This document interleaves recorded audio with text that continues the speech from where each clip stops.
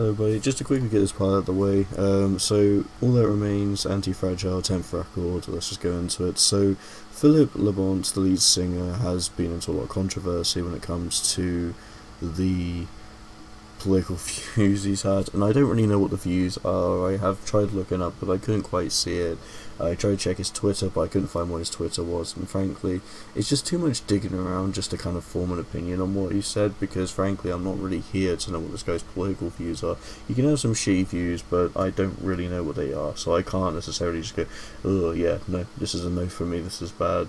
Like, there are some people with generally some terrible views that I haven't been able to watch or listen to, but yeah, I don't really know in this case, because All That Remains is a band I've never really been big on.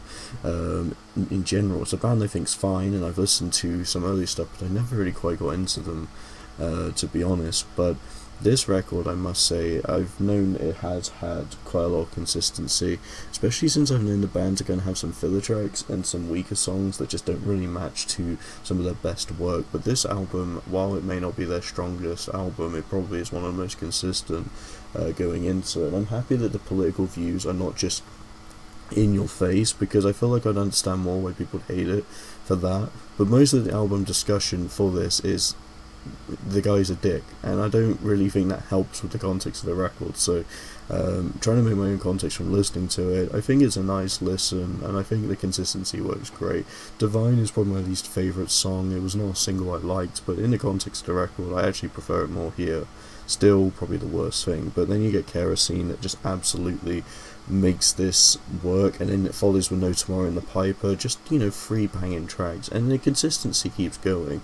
AntiFragile, I think, is the only song that actually kind of puts in the political views, as that's kind of the title name, which I think is a bit of a weird title in terms of the context, because I guess Philip is a very fragile man-child. I don't know, I really don't know the context of it, but just as an observer listening to the music of it, I think it sounds fine. I think the songs are pretty good, but there's nothing extraordinarily unique or hasn't been done before. Just kind of feels like your team, was it popular metalcore band back in the day, trying to reel in everyone again like they did earlier. Kind of reminds me of what I think Killswitch Engage new record's going to be like, but we'll have to see if Killswitch manages to make higher highs than All That Remains. But because Killswitch has had a lot more consistency, I think there's probably a better chance of that.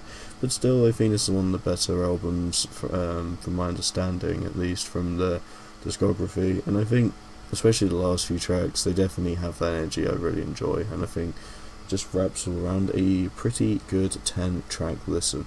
Getting outside of the political parts of Philip, I just switch my brain off for that, listen to this, and think it's a pretty decent record, and I like the variety of even having stuff like No Tomorrow as well, something that's a lot softer, but it doesn't feel like a filler track, and it works in the context.